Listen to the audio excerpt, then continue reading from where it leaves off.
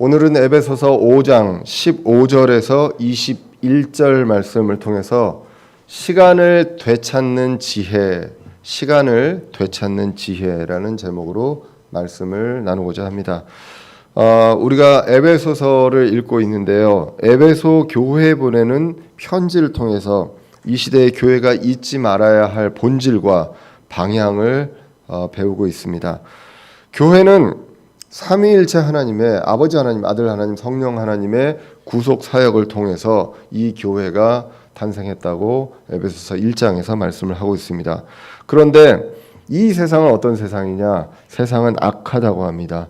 공중의 권세 잡은 자의 통치 아래에 있는 곳이다라고 에베소서 2장 2절에서 이야기합니다. 그렇기 때문에 저희가 구원받기 전에 저의 상태는 본질상 진노의 자녀였다고 에베소서 2장 4절에서 이야기를 하고 있습니다. 그런데 예수님께서 그리스도로서 오셔서 메시아로 오셔서 그리스도의 피로 이방인과 유대인이 교회가 되게끔 해주셨다라고 성경이 기록하고 있습니다. 그래서 이제 교회에는요, 이방인 그리고 유대인이 따로 없습니다. 그냥 하나님의 교회일 뿐이다라고 성경이 이야기를 하고 있습니다. 3장에서는 그래서 이방인들의 구원에 대해서 그 전에 유대인들이 몰랐던 그 신비, 이 구원의 신비에 대해서, 이방인 구원의 신비에 대해서 말씀을 하고 있습니다. 그래서 이제는 이방인이든 유대인이든 이제 신분이 바뀌었습니다. 하나님의 자녀가 되었습니다. 죄와 마귀의 종에서 하나님의 자녀가 되었다라고 합니다. 그래서 이제 신분이 변했기 때문에 4장에서는 부르심에 합당하게 걸으라라고 4장 1절에서 이야기를 하고 있습니다. 그리고 우리가 해야 될 것은 성령이 하나 되게 하신 것을 힘써 지키라. 이 교회를 주님께서 세워주시고 그리스도 위에 세워주시고 또 성령님께서 하나 되게 해주셨다. 우리가 하나 되게 한 것은 우리 한 것이 없다라고 성경이 이야기합니다. 그렇게 해주신 것을 우리가 이제는 지켜야 한다. 근데 그냥 쭉 따라가면서 지키는 것이 아니라 우리가 힘써 지켜야 한다라고 말씀을 하고 있다는 것입니다. 그렇게 하면서 우리가 우리의 힘으로만 하는 것이 아니라 하나님께서 선물을 주셨다라고 기록합니다. 지체들에게 영적인 선물, 은사를 주셨고 또 교회에도 선물을 직분자를 선물로 주셨습니다. 그래서 힘써 지키기 위해서 우리에게 필요한 것들이 있기 때문에 그 말씀으로 그런 것들을 채워주신다라는 것인데 그것이 바로 우리의 성품입니다. 영적으로 성장하면서 그리스도의 장성한 분량에 이르러야 하는 그러한 것들이 있다. 무엇으로요? 성령의 열매가 맺어짐으로써 그렇게 된다라고 이야기를 하고 있습니다. 그래서 이제 5장에서는 하나님의 자녀로서 그리고 그리스도의 신부로서 이 두 신분이 나옵니다. 그러면서 이 신분에 맞게 성장하고 걸어야 한다라는 내용으로 우리가 이제 5장부터 봤습니다. 그래서 5장 이제 2절에 보시면 사랑 안에서 걸어라라고 이야기를 합니다. 그래서 나를 사랑하는 것은 음행, 부정한 것, 탐욕이라고 정의를 하고 있습니다. 그런 것 뜻이 아니라 그리스도가 보여준 그분의 사랑입니다. 우리는 그리스도의 믿음으로 살아가고요. 그리스도의 사랑 안에서 걸어간다고 이야기를 하고 있습니다. 그리고 두 번째로 8절에서 보시면 빛의 자녀들로서 걸으라라고 이야기를 하고 있습니다. 우리가 빛이라고 이야기를 합니다. 요한복음 1장 9절에서는 예수님은 참 빛이라고 합니다. 우리는 그 참 빛에서 나오는 그 빛을 반사돼서 비춰주는 이 세상에 비춰주는 그 빛입니다. 그리고 빛의 자녀라고 성경이 기록을 합니다. 그러면서 해야 될 것을 아까 우리가 성장하는 것을 성령의 열매라고 이야기했습니다. 오늘 본문에서도 열매 맺는 일을 하라라고 기록을 하고 있습니다. 열매 없는 것은 그냥 죄가 아닌 것이 아니라 열매 없는 것 자체가 어둠이다. 어둠의 길이다라고 성경이 기록합니다. 그래서 빛 대신 말씀을 기준으로 우리가 무엇이 열매 맺는 길이고 열매 없는 것인지를 우리가 판단을 할 수가 있습니다. 그래서 그리스도의 사랑 안에서 걷고요. 그리고 참 빛, 그 빛의 자녀들로서 걷습니다. 그래서 우리는 다 사랑 안에서 빛 가운데 이제 걸어야 하는 존재입니다. 그리고 오늘 세 번째로 15절에 나옵니다. 지혜 안에서 걸으라라고 이야기를 합니다. 우리는 지혜로운 자라라고 성경이 기록을 하고 있습니다. 여러분들과 제가 모두 지혜로운 자들입니다. 근데 우리가 경험하고 우리가 많이 배우고 그리고 우리가 여러 가지 딴 사람들보다 뛰어나서 지혜로운 것이 아니라 우리의 신분 자체가 지혜로운 자다라고 성경이 기록을 하고 있습니다. 15절 오늘 보시면 그런즉 너희는 주의하여 어리석은 자가 아니라 지혜로운 자로서 조심스럽게 걸어라고 이야기합니다. 우리의 신분을 지혜로운 자다라고 이야기를 하고 있습니다. 성경을 보면요, 구원에 대해서는 정말 기쁨이고요, 그리고 은혜고 감사할 일입니다. 우리의 신분이 바뀌었잖아요. 그거에 대해서는 감사할 일인데요, 그 다음에 삶에 대해서는 편하게 살라고 얘기를 안 하십니다. 참 아쉽게도요. 그러면 우리가 기쁘고 편하게 살면 좋은데 그렇게 이야기를 하지 않고 즐겁게 말씀하시기보다는, 편하고 즐겁게 살아라고 말씀하시기보다는 세상을 향해서 주의하라고, 조심스럽게 살아라라고 성경은 이야기를 하고 있다는 것입니다. 오늘 본문도 어리석은 자들은 주의하지 않고요, 조심스럽지 않습니다. 근데 지혜로운 자들은 주의하고 조심스럽게 걸으라라고 이야기를 하고 있습니다. 행동과 말과 모든 것들에 있어서 그렇게 하라는 것입니다. 에베소서에서도요, 성도들에게 말씀하시는 것 뭐라고 얘기를 했습니까? 4장 2절에 보시면 겸손과 온유와 오래 참음과 사랑을 이야기합니다. 이 모든 것들 다 주의하고 조심해야 하는 것들입니다. 겸손하는 거 신경 안 쓰면 겸손하기 힘들지 않습니까? 내 자랑하고 싶고, 내가 인정받고 싶습니다. 그렇고 온유하는 것도, 부드러움도 정말로 우리가 주의해야 되고 조심해야 하는 것들입니다. 오래 참음도 마찬가지고 사랑도 그렇습니다. 4장 17절 이하에서는 옛 사람을 벗고 새 사람을 입으라라고 이야기합니다. 완전히 그때 그냥 나의 생각대로 내 방식대로 살았던 것들을 다 버리고 완전히 벗어버리고 새 사람을 입으라라고 이야기합니다. 5장 2절에서는 음행, 부정, 탐욕 이런 것들은 입에 거론도 하지 말아라고 합니다. 그냥 조금만 하고 많은 분들은 하나님을 위해 살아라가 아니라 아예 입에도 거론하지 말라라고 말씀을 합니다. 열매 맺는 일, 그래서 주께서 받으실 만한 일을 생각하라라는 것, 그것을 계속 이야기하고 있습니다. 말씀은 들으면 들을수록 찔리고 불편할 수밖에 없습니다. 불편하게 느끼는 것, 이것이 어쩌면 성도로서 당연한 그러한 마음가짐이다라는 것, 그것을 기억할 필요가 있습니다. 편하게 그리고 생각나는 대로 살 수밖에 없는 인생이 바로 성도들의 인생입니다. 이것이 바로 왕국 시민에 합당한 일이고요. 그리고 선진국보다 훨씬 더 고귀한 그 시민의 시민 의식입니다. 술수를 잘 부리고요. 그리고 돈을 잘 벌고 그리고 성공하는 것이 지혜가 아님을 성경은 늘 이야기하고 있습니다. 그래서 지혜로운 자로서 어떻게 하라, 걸으면서 지혜로운 자로서 조심스럽게 걸어서 무엇을 하라고 얘기합니까? 16절에 보시면 시간을 되찾으라라고 얘기합니다. 시간을 되찾으라, 날들이 악하니라라고 성경이 기록을 하고 있습니다. 오늘 김기풍 형제님이 저하고 약속한 것도 없는데 귀한 말씀을 아까 앞에 찬양하면서 해주셨습니다.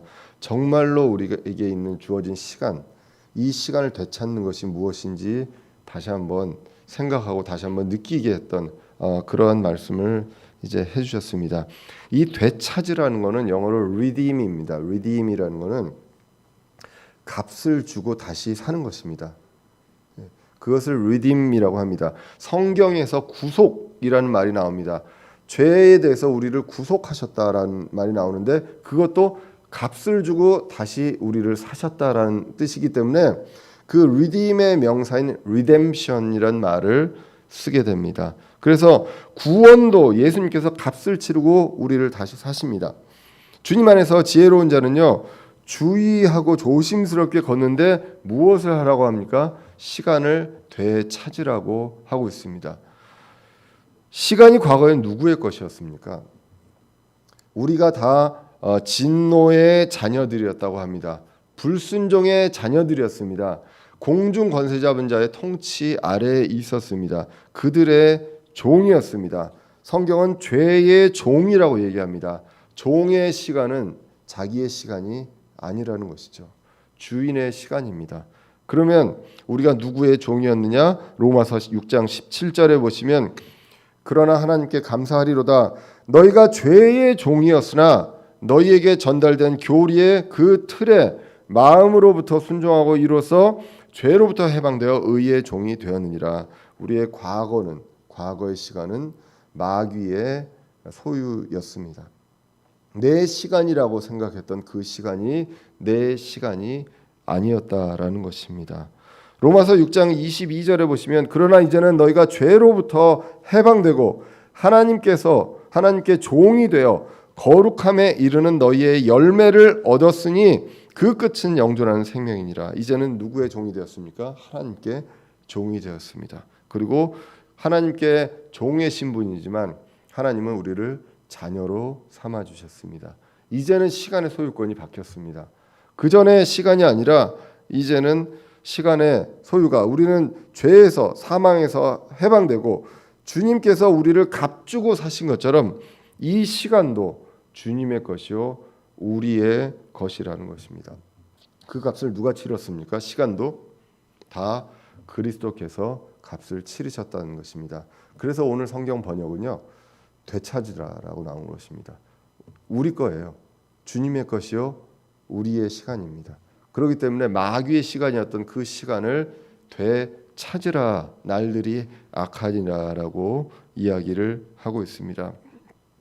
공중 권세 잡은 자의 통치 아래에 있는 다른 이방인들, 불신자들은 시간이 자신의 것인 줄 알고 있습니다. 그런데 그들의 것이 아니라는 것입니다. 세상의 헛된 생각과 욕심으로 행동하는 것, 그것은 시간의 소유권이 나에게 없었을 때 했던 그러한 행위들이다라는 것입니다. 우리의 성경은요, 아까도 말씀드렸지만 redeem해서 되찾으라라고 이야기를 하고 있습니다. 개역 성경은요, 이 내용을 세월을 아끼라라고 이야기를 했습니다. 일맥상통합니다. 나쁜 뜻 아니고 굉장히 우리에게 쉽게 와닿을 수 있습니다. 세월을 아끼라 굉장히 중요한 말입니다. 근데 시간을 되찾으라는 것은 세월을 아끼라라는 그 의미만 있는 것이 아니라는 것이죠. 더욱더 정확하게 구체적으로 흠정의 성경은 이야기를 하고 있습니다. 시간을 되찾으라는 것은 시간의 소유권을 먼저 알아라라는 것입니다. 그리고 이 시간을 그 소유권을 갖고 있는 그 존재 그리고 그분을 생각하며 시간을 활용하라는 것입니다. 그러면 그렇게 시간을 활용하려면 우리는 세월을 아껴야 한다는 것이죠. 우리가 그렇게 이제 해석을 할 수가 있습니다. 지혜로운 자는요 시간을 되찾는다고 합니다. 지금 날들이 악하다라고 이야기합니다. 이 시간을 되찾는 것, 빛의 자녀로 살아가는 것, 사랑 안에서 살아가는 것은요 우리가 중심이 아닙니다. 지금 주님의 자녀로 걸어가는 것은 세상을 향하여 세상에 어떻게 우리가 비추어지는 것을 중점적으로 이제 보게 됩니다. 그래서 오늘 골로새서 4장 5절에서는 이렇게 기록합니다. 골로새서 4장 5절에서는 밖에 있는 자들을 향해서는 시간을 되찾으며 지혜롭게 걸으라라고 나옵니다. 오늘 본문을 조금 더 구체적으로 밖에 있는 자들을 향해서는 시간을 되찾으며 지혜롭게 걸으라라고 성경이 기록하고 있다는 것입니다. 우리는요 크리스찬은 기본적으로 바쁩니다. 다른 사람들보다 불신자들보다 바쁩니다. 일요일 날 쉴 때 우리는 주님께 예배를 드립니다. 그리고 지금도 가까운 거리에서 오시지 않고 먼 거리에 오신 분들이 많은데 그렇게 수고하면서 이 자리에서 주님께서 모이라고 하신 그 명령으로 모여서 힘써 이것을 지키며 예배를 드립니다. 그리고 아침에 일찍 일어나셔야 되잖아요. 보통 늦게 일어나도 되는데 일찍 일어나서 이러한 수고를 하면서 정말로 시간을 다른 사람들 24시간을 자기 위해 사용할 때 우리는 말씀도 보고 주님을 생각하고 또 말씀을 전하기도 하면서 정말로 바쁜 시간을 이제 보내고 있습니다. 그 모든 것들이 시간이 누구의 것인지 소유권을 생각할 때 우리는 자연스럽게 알 수가 있습니다. 그래서 지혜로운 자는요 시간을 되찾는다라고 이야기하고 있습니다. 주님께서 이미 값을 치르시고 사셨기 때문에 우리는 다시 가져오면 됩니다. 그런데 어리석은 우리 교회에서도 그렇지 못한 분들은 주님께서 이미 값을 다 치르셨는데도 불구하고 그 시간을 찾아오지 못하고 있는 사람들도 분명히 있다. 그렇기 때문에 에베소 교회 성도들에게 이야기합니다. 너희 신자들 구원받은 자들은 지혜로운 자다. 지혜로운 자로서 시간을 되찾으라라고 성경이 기록을 하고 있다는 것입니다. 불신자들의 시간은 그들의 것이 아니고 헛된 생각, 헛된 것을 향해 시간을 낭비하고 있다는 것입니다. 우리는 이 본질을 생각을 할 필요가 있습니다. 우리에게 주어진 시간, 주님께서 주님의 시간을 우리에게 주셨습니다. 그래서 우리는 무엇을 할 때든 그 시간의 소유권, 우리 삶의 주재권이 누구한테 있는지를 볼 필요가 있다는 것입니다. 우리가 이제 오늘 수험생들도 이야기했지만 대학을 정합니다. 그리고 이제는 대학을 졸업하고 취업을 하려고도 합니다. 그럴 때 보통 세상 사람들은 어떻게 생각하냐면 적성 상관없이 일단 대학만 들어가 보면 된다. 그리고 일단 취업만 하고 보면 된다. 라는 것들을 많이 생각을 하게 됩니다. 너무 어렵기 때문에 대학 들어가기 어렵고 취업하기 어렵기 때문에 어디든 되기만 하면 된다라는 생각들을 갖고 있습니다. 그러나 크리스찬들은 아무리 어렵고 세상이 어렵게 보일지라도 우리는 우리의 삶의 주재권과 우리의 시간이 있습니다. 그 시간의 소유권이 있는데 그 시간의 소유권, 그 본질을 생각하고 갈 필요가 있다는 것입니다. 그렇게 이 좁은 땅덩어리에서 아둥바둥 대학 어디 조금 더 좋은데 간판을 보고 가려고 보통 합니다.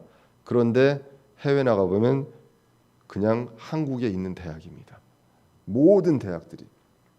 그런데 그것들을 본질을 모르고 그냥 간판을 갖고 가려고 하는 사람들이 있다는 것입니다. 적어도 우리 크리스찬들은 하나님께서 주신 탤런트와 선물, 영적인 선물과 이런 것들을 보고 하나님께서 원하시는 그런 하나님의 시간을 낭비하지 않는, 시간을 되찾는 그러한 관점에서 우리가 무엇을 해야 할지 그것을 보면서 결정을 해야 하고, 취업도 모두 다 공무원을 바라고 있지만 수단과 방법을 가리지 않고 나의 적성과 모든 것들 다 내려놓고 일단 되고 보자라는 생각으로 가는 경우들 있지만요.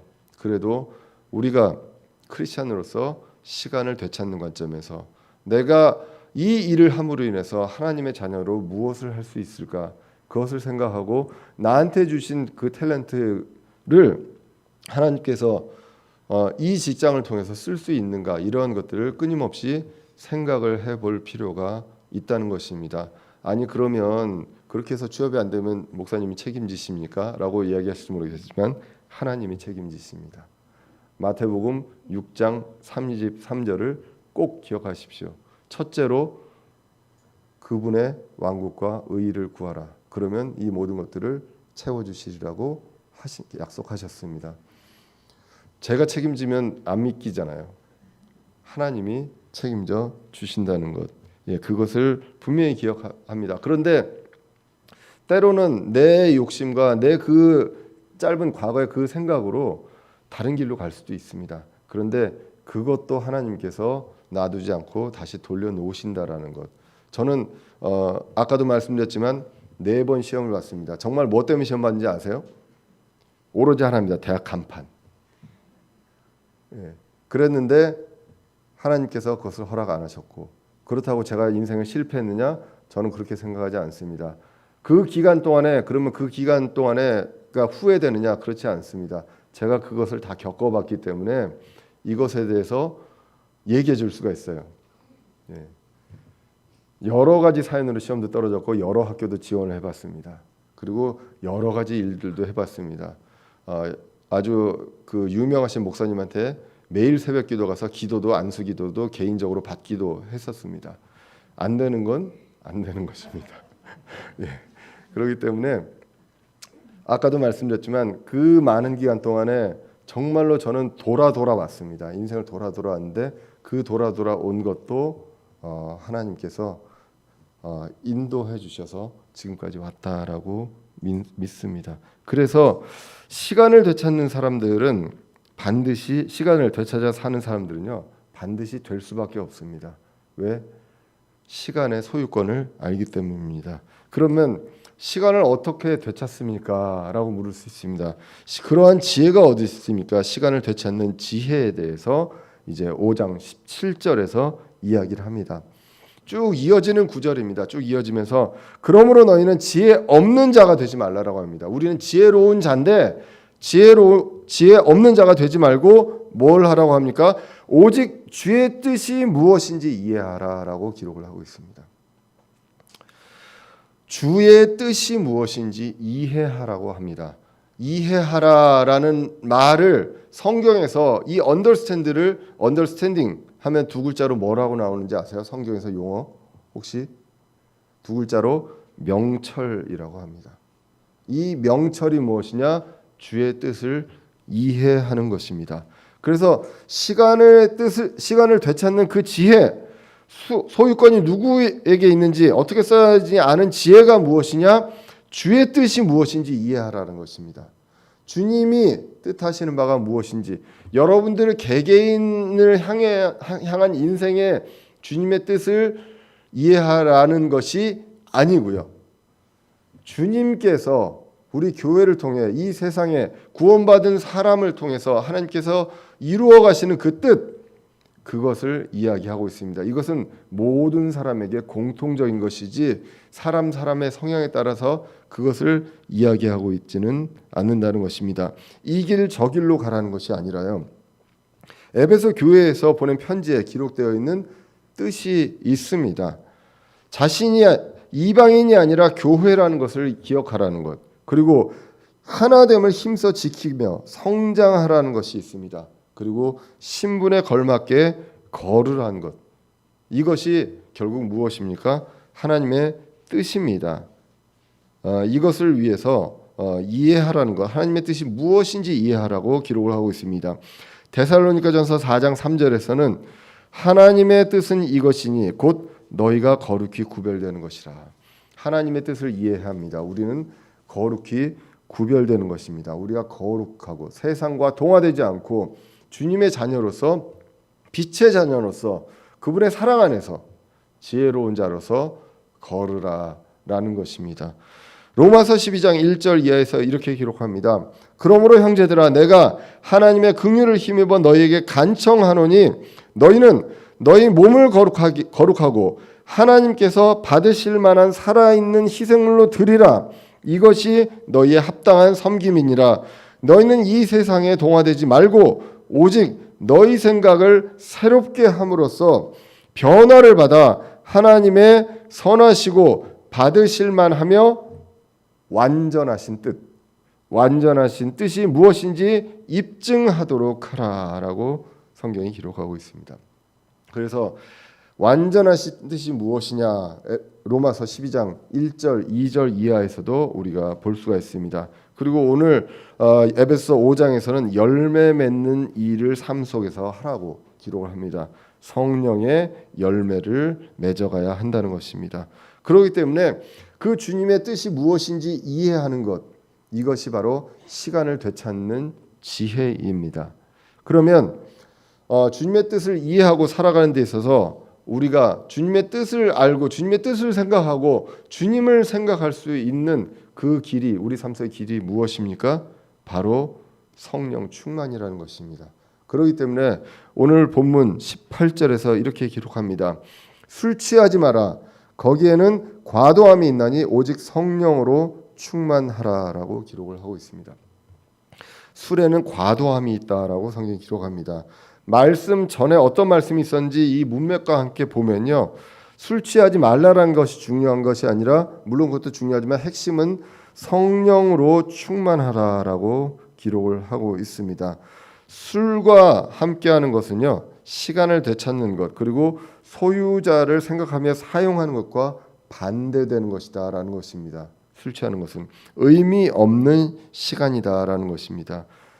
신자들도요, 우리 성도들도 술의 의미에 대해서 조금 관대하고 또 그렇게도 합니다. 그리고 뭐 기분 좋을 수도 있고 사람 간에 편할 수 있기 때문에 적당한 것은 좋지 않느냐라고 이야기도 하기도 합니다. 그런데 오늘 본문은요, 오늘 본문 처음부터 읽으면 신자는 주의하고 조심스러워야 한다고 기록을 하고 있습니다. 근데 특징은 술은 주의와 조심을 내려놓게 만듭니다. 목사님 어떻게 그렇게 잘 아세요? 저의 과거가 그랬기 때문입니다. 그래서 주의와 조심을 내려놓게 만듭니다. 조심성이 없어지고 주의하지 않게 되죠. 그것을 이야기합니다. 그렇기 때문에 술로 취하는 것이 아니라 그거와 비슷하게 성령님으로 취하라, 성령님으로 충만하라라고 이야기를 하고 있습니다. 주님의 뜻을 보면 어떻습니까? 단호합니다. 이러한 것들, 열매 맺지 않는 일은 입에 거론도 하지 말고 참여하지도 말라라고 합니다. 술도 마찬가지인데요. 이러한 것들도 단호하게 경계를 긋습니다. 그런데 우리는 이런 것들에 대해서 완전하게 안 할 수가 없기 때문에, 그러면 이제 우리가 하는 것들이 조금씩 그래도 요 정도까지는 하고 경계를 모호하게 하려고 한다는 것이죠. 근데 성경은 경계는 분명합니다. 시간을 허비하고 헛된 생각을 했다면요, 우리는 그 경계에서 우리 인생 그렇게 할 수도 있잖아요.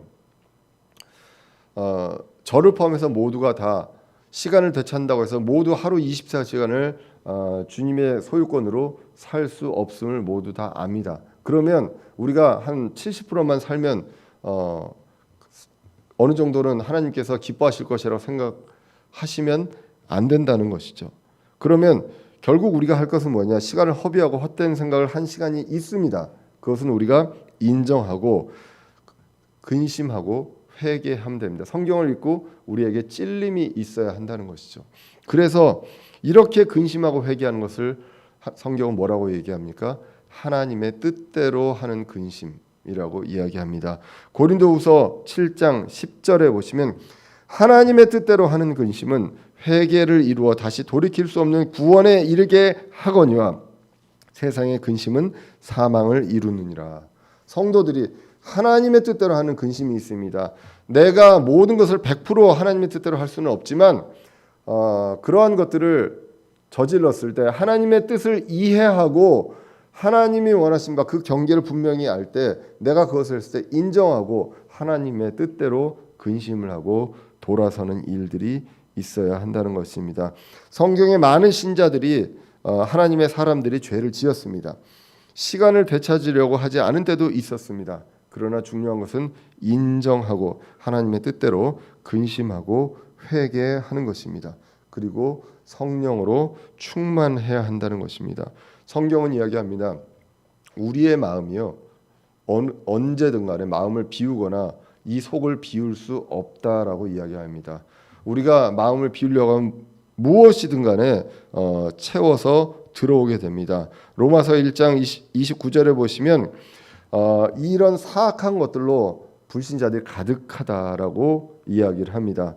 그리고 우리가 성령 충만할 때는 성령님으로 우리가 가득하게 충만하게 됩니다. 성령님으로 충만하면 어떻게 됩니까? 우리가 대표적으로 사도행전 2장을 볼 수 있습니다. 오순절 때 성령님이 강림하셨을 때 그 사람들의 어떤 행동을 보고 다른 사람들이 조롱을 합니다. 그러면서 이 사람들이 새 포도즙으로 충만하다, 술 취한 것 같다, 이렇게 이야기를 합니다. 그랬을 때 베드로가 이야기합니다. 지금은 낮이고 취한 것이 아니다라고 이야기하면서 이제 그 나중에 성령님을 통해서 성령 충만할 때 일어난 일들에 대해서 이제 이야기를 해주게 되죠. 그렇기 때문에 성령 충만하는 것, 어떻게 보면 무언가 취해서 기분이 좋습니다. 그리고 감사하고 뭔가 표정이 밝아지고 하는데 이러한 것들이 성령님을 통해서 이런 것들이 이루어진다는 것, 그리고 성령님의 열매가 맺어진다고 갈라디아서 5장 22절 이하에서 이제 기록을 하고 있습니다. 자, 그러면 이제는 성령 충만해야 된다는 것까지 왔습니다. 우리가 지혜로운 자로서 조심스럽게 걸으면서 시간을 되찾아야 한다고 기록을 하고 있습니다. 그렇게 하기 위해서는 시간을 되찾는 지혜는 하나님의 뜻이 무엇인지 이해해야 한다라고 성경이 기록을 하고 있고, 그러기 위해서 우리가 성령 충만해야 한다라고 기록을 하고 있습니다. 그리고 이제 오늘 19절 이하에서는 성령 충만을 통해서 열매가 자라나고, 그러면서 우리에게 나오는 그러한 현상들을 성경이 이야기를 하고 있습니다. 첫 번째가 바로 찬양입니다. 우리 입에서 찬양이 나오게 됩니다. 에베소서 5장 19절에 보시면 시와 찬송가와 영적 노래로 너희 자신에게 말하며 너희 마음속에서 주께 노래하고 선율을 만들며라고 기록을 합니다. 찬양과 찬송은 좀 다릅니다. 찬송은 노래로만 하는 것이고요. 찬양은 우리가 노래가 아니더라도 하나님을 높이고 하나님을 하는 것, 소위 말하면 이제 우리나라 말로 번역하면 좀 이상한데 칭찬하고 높이고 이런 것들을 드높이는 것들을 이제 찬양이라고 할 수가 있습니다. 주님의 영광을 찬양하고 구원을 감사 찬양합니다. 그래서 에베소서 1장 5절에서도 이렇게 기록했습니다. 자신의 크게 기뻐하시는 뜻에 따라 우리를 예정하사 예수 그리스도를 통해 자신의 아이로 입양하심으로써 이제 그리스도의 자녀로 됨으로써 자신의 은혜와 은혜의 영광을 찬양하게 하셨느니라. 주님의 은혜와 은혜의 영광을 찬양하게 하셨다라고 기록을 하고 있습니다. 그렇기 때문에 우리가 이렇게 되었을 때 시간을 되찾고 그리고 성령 충만했을 때 우리는 찬양하게 됩니다. 그리고 이제 두 번째 감사하게 됩니다. 에베소서 5장 20절에 보시면 모든 일로 인해 우리 주 예수 그리스도의 이름으로 항상 하나님 곧 아버지께 감사하고라고 얘기합니다. 무슨 일로 인해 감사합니까? 모든 일로 인해 감사합니다. 우리가 감사할 만한 일 이루어졌을 때 감사하는 것이 아니라 이루지 못하고 잘되고 순조롭게 된 것으로만 감사하는 것이 아니라 잘되지 못하거나 실패했거나 그렇게 보이는 일이 있다 하더라도 그것을 통해 감사할 수 있습니다. 저는 진짜 아까도 얘기했지만 제가 원래 처음에 지원했던 학과에 안 된 거를 지금 생각하면 너무 감사합니다. 지금 대학 와서 공부해 보니까 제일 안 맞는 과목이 그 과목이었어요. 근데 거기를 가려고 정말 열심히 했는데 와서 보니까 아닙니다. 그래서 정말로 지금은 감사한데 그 당시에는 얼마나 원망스러웠는지 모릅니다. 원망스러울 때 교회를 가면요, 교회를 가서 예배를 드리는데 찬송가를 부르는데 제가 찬송가를 못 부르겠더라고요. 그 당시에 그랬습니다. 그러한 마음이 들 때도 있었다는 것이죠. 그런데 지나보면 하나님께서 뜻하신 바대로 그리고 하나님의 뜻을 이해하게 해주시는 이때 왔을 때 이제는 감사하게 됩니다. 모든 일에서 이제 감사할 수 있습니다. 데살로니가전서 5장 18절에도 모든 일에서 감사라. 이것이 그리스도 예수님 안에서 너희에 대한 하나님의 뜻이니라라고 기록합니다. 감사하는 것은 하나님의 뜻입니다. 크리스천은 불신자들이 감사할 수 없는 상황도 감사합니다. 날 구원해 주신 분, 그 주님을 감사하고 모든 것, 공기, 물 이런 것들 은혜로 주신 것을 감사합니다. 그리고 내 뜻대로 가는 것을 두지 않으신 것도 감사할 수 있습니다. 우리가 이제 작년 중반부터 시작해서 교회에 이제 지체들이 많이 늘어났었습니다. 그래서 염려하고 그리고 이제 공간도 늘리고 이러한 일들이 이제 했었고 기억하시겠지만 올해 초만 해도 제일 많이 오셨을 때 분이 오셨어요. 그래서 우리가 이 자리가 지금 한 120석 정도 되는데 큰일 났다라고 이제 생각하고 이제 또 어떻게 해야 되냐라고 생각도 했었고요. 그리고 또 우리 인간적인 생각입니다. 그리고 또 그 당시에 이제 우리 집사 형제님들하고 얘기가 우리는 교회 성도수가 200명이 넘으면 우리가 교회를 새로 이제 분리를 하자라는 우리만의 생각도 했었습니다. 그런데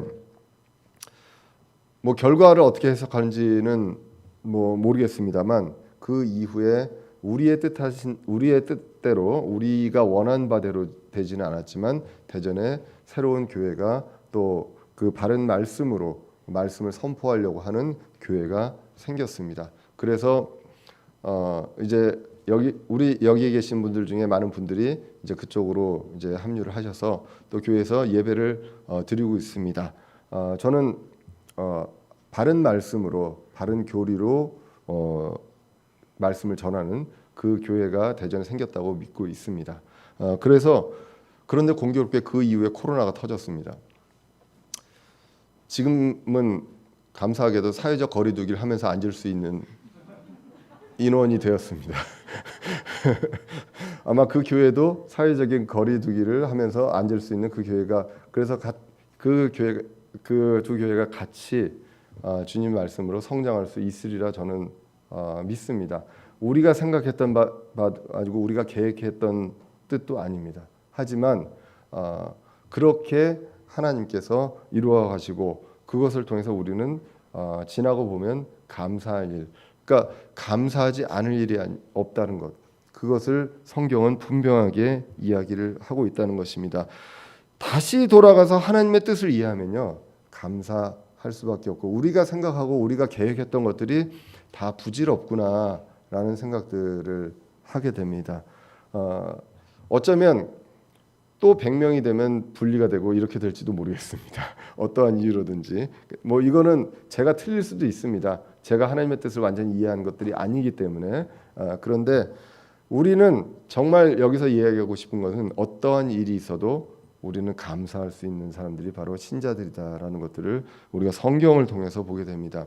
저의 경험, 저의 생각을 이야기하는 것이 아니라 성경에서 나오는 것이기 때문에 자신 있게 얘기할 수 있고요. 그리고 제가 이런 것들을 해봤기 때문에가 아니라요.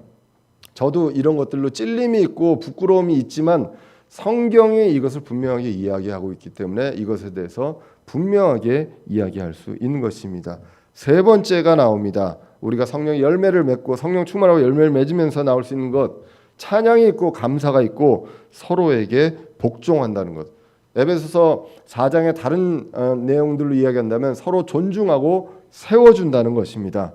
5장 21절에 보시면 하나님을 두려워하는 가운데 서로에게 복종하라라고 합니다. 형제들 간에 지체들 간에 복종하라고 합니다. 4장 1절에서 보시면 겸손과 온유와 오래 참음으로 복종하라, 서로 세워주라라고 에베소서에서 많이 이야기를 하고 있습니다. 여러분들 이 내용을 보면서 어떤 생각이 드십니까? 복종하라는 것들의 대부분은요. 보통 우리가 복종을 언제 복종합니까? 굴복할 때 복종합니다. 대상에 대해서. 그 두려운 대상에 대해서 복종을 하게 됩니다. 그런데 오늘 성경은요. 두려워하는 대상과 복종하는 대상을 분리를 합니다. 두려워하는 대상은 하나님을 두려워하라고 합니다. 하나님을 두려워하는 가운데 서로에게 복종하라라고 성경이 기록을 하고 있습니다. 두려워하는 사람한테 복종하는 것은 누구나 할 수 있습니다. 비굴하지만 어쩔 수 없습니다. 힘과 권력과 돈과 그러한 것들의 위압과 힘과 이런 것들에 굴복해서 복종할 수밖에 없습니다. 근데 성경은 그러한 복종을 이야기하는 것이 아닙니다. 복종하지 않아도 되는 존재에게 복종합니다. 그리고 세워주지 않아도 그리고 겸손하지 않아도 되는 존재에게 겸손하라고 합니다. 그런데 누구를 두려워하면서요? 하나님을 두려워하면서라고 이야기를 합니다. 개역 성경은 그리고 다른 영어 성경에서도 킹잼 성경을 제외한 영어 성경에서도 이 구절에서 그리스도를 경외하라고 합니다. 근데 성경 전체를 보면 이 경외는 두려워하는 거죠. 그리스도를 두려워하라고 이야기한 적이 없고요. 하나님을 두려워하라고 이야기합니다. 왜 그렇습니까? 예수 그리스도 맞습니다. 아들 하나님 맞습니다. 하지만 그리스도는 메시아입니다. 메시아의 어떤 직책으로서 그 역할적인 내용을 이야기하는 것이지 실체 본질을 이야기하지 않기 때문에 본질이신 본체이신 하나님을 두려워하라라고 이야기합니다. 잠언 9장 10절에서 이렇게 기록합니다. 주를 두려워하는 것이 지혜의 시작이요 거룩한 것들을 아는 것이 뭘까요? 그 다음이 명철이라고 합니다. 아까 얘기했던 하나님의 뜻을 아는 것, 명철. 그래서 거룩한 것들을 아는 것이 명철이다라고 잠언이 기록을 합니다. 하나님을 두려워하는 것이 지혜의 시작입니다. 많이 배우고 공부를 많이 해서 지혜로워지는 것이 아니라 하나님을 두려워하는 것, 모든 시간과 모든 삶 속에서 하나님을 두려워하는 것이 바로 지혜의 시작이다라는 것입니다. 그래서 그 안에서 두려워하는 것 안에서 서로에게 복종하고 의견을 존중하고 세워주라라고 기록합니다. 두려워하는 대상과 존중, 복종하는 대상이 다르다는 것. 이것이 바로 신자의 복종의 태도입니다. 오늘 본문을 이제 정리하려고 합니다. 성도로서요, 지혜롭게 살아가야 될 필요가 있습니다. 우리는 지혜로운 자입니다. 우리는 시간의 소유자가 바뀌었음을 알고 있고 기억해야 한다는 것입니다. 이제는 시간을 되찾는 지혜가 필요합니다. 그러기 위해서 주님의 뜻이 무엇인지 이해하는 그 명철이 필요합니다. 그리고 이 주님의 뜻을 이해하기 위해서 주님을 생각하고 늘 그 말씀 안에서 거해야 합니다. 그런데 말씀을 기억하게 하시는 분이 누구라고 요한복음에서 기록합니까? 성령님입니다. 그렇기 때문에 우리는 성령으로 충만해야 합니다. 성령 충만하고 성령의 열매가 성장하면요, 이제는 찬양과 감사가 삶에 넘치게 됩니다. 그 어떤 일에도 찬양할 수 있고 그 어떤 일에도 감사할 수 있습니다. 그리고 서로에게 복종합니다. 그들이 두려워서 복종하는 것이 아니라 하나님을 두려워하고 주님의 뜻을 이해하기 때문에, 그리고 교회의 소중함을 알기 때문에 우리가 힘써 지켜야 될 그것이 무엇인지를 우리가 분명히 알기 때문에 서로 복종하라는 것입니다. 주님께서 어떻게 교회로 모아주셨습니까? 그것을 기억합니다. 구원과 교회를 기억합니다. 그리고 이것을 위해서 주신 선물을 기억합니다. 우리에게 시간이 얼마나 남아 있습니까? 주님 다시 오신 날까지 얼마나 남아 있는지 아무도 모릅니다. 그 시간을 되찾는 지혜를 기억할 수 있기를 기원합니다. 우리의 갈 길을 잊지 않고 주님의 뜻을 이해하면서 갈 수 있는 저와 여러분들 되시기를 간절히 기원합니다. 기도하겠습니다. 살아계신 하나님